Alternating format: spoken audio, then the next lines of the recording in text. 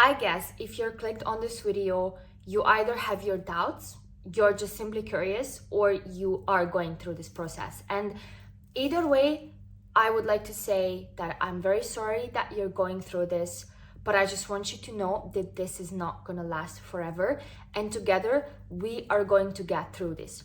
But how to get through this without, losing everything, without feeling like you're not worthy enough, I'm gonna talk to you about what to do if you're being cheated on. And together, I promise that we're gonna heal.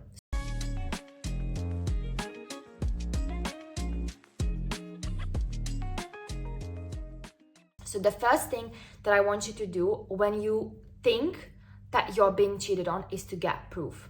Because the thing is, so many times our minds play a trick with us. And we think that we're being cheated on because we overthink, because they don't reply to us, because they lie about something.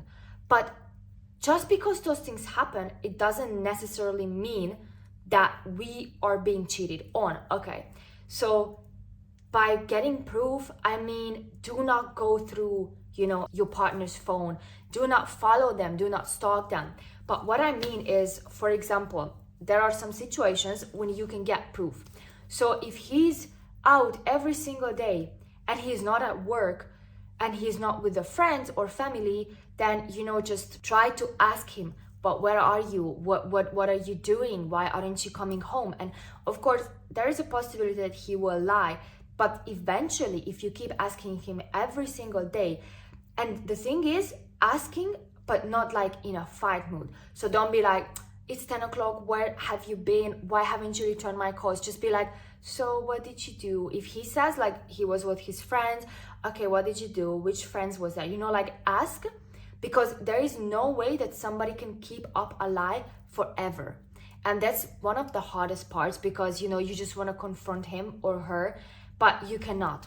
Or for example, she is hiding her phone, and then you can just be like, so I don't know, let's watch a movie, can I have your phone and can I just choose a movie or something, just try to ask questions that would put them in a trap, because this is not a good thing to do, because of course you don't want to be a stalker, you don't want to doubt the other person. And that's why I'm saying that do not attack, because if you attack, they're gonna have more reason to just, back off.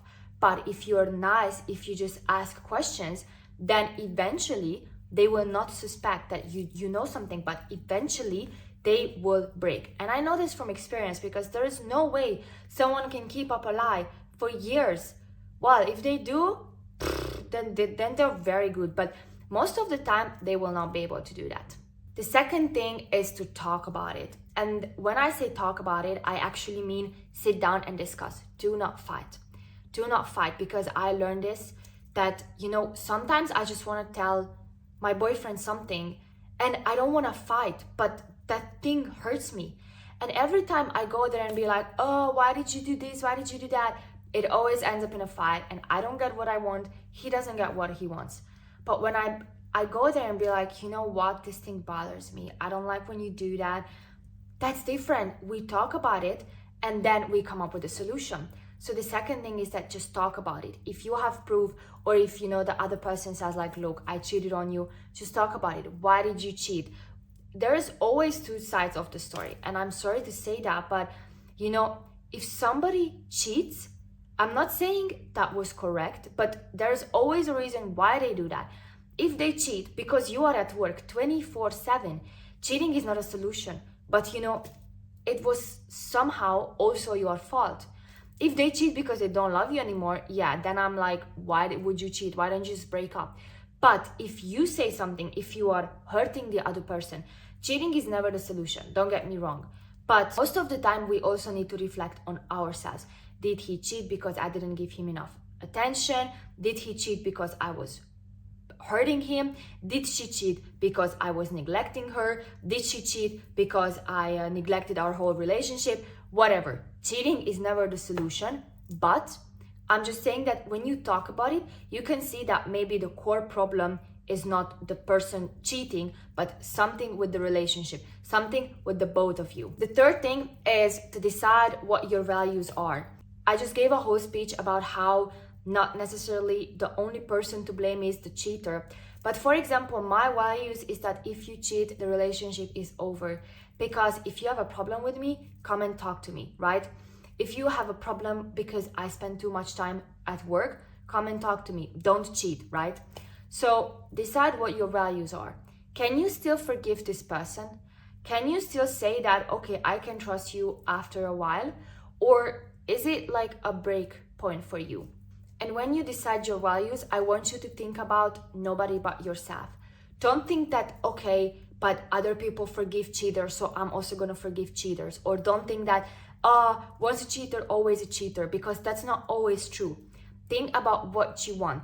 For how long have you guys been together? Are you guys living together?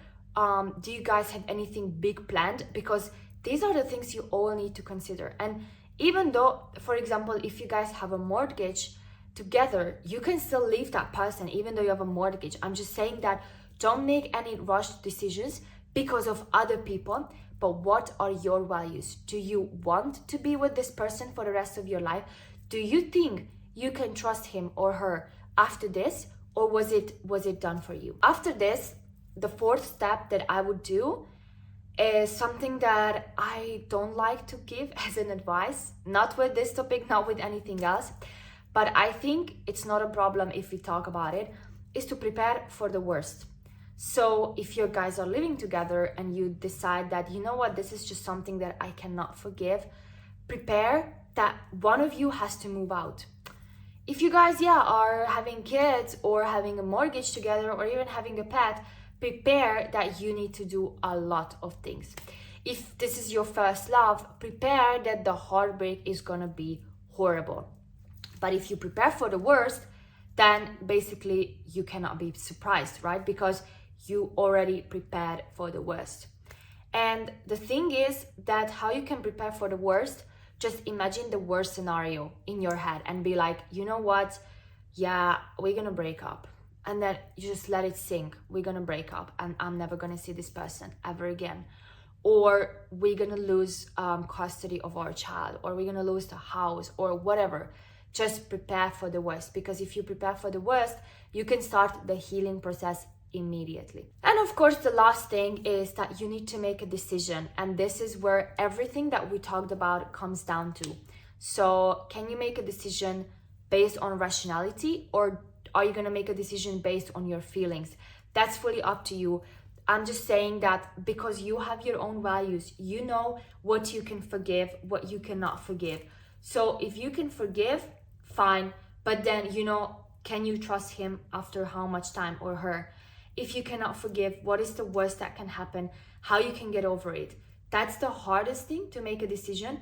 But all the 4 steps before will help you to make that decision. When you talk about it, and for example, she's like very calm and very okay, and she's, regretful, then of course you're gonna make a decision probably towards forgiving her. Or if he's like, I don't know, very violent during a conversation, then you might make a decision that, you know what, I just cannot forgive this person. But these 4 steps will prepare you for making the decision. And just remember that there are no good or bad decisions. This is your life. This is your relationship. These are your values. You have to respect yourself enough to be able to walk away from a toxic relationship. You have to love yourself enough to know that I want to make this relationship work, even if everybody will laugh at me because, he cheated on you and you're still with him, or she cheated on you and you're still with her.